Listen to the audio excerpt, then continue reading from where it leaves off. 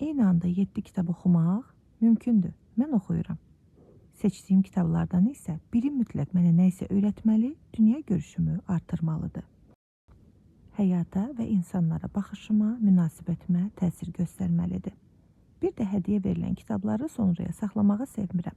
Bu dəfə də hədiyyə verilən kitablardan birini siyahıya əlavə etmişəm.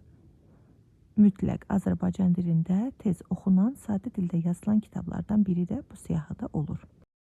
Bir də qalın kitablar var ki, bilirəm ki, onları 3-4 aya güclə bitirəcəm. Ona görə də eyni anda hər gün həmin kitabdan bir neçə səhifə oxuyuram. Üç Muşketor da çox qalın olduğu üçün başladım oxumağa. Əli və Nino əsərini uzun zaman idi oxumaq istəyirdim. Ona görə də sonraya saxlamadım və eyni anda oxumağa başladım. Əsas üstünlük verdiyim isə Voyniçin Ovud əsəridir.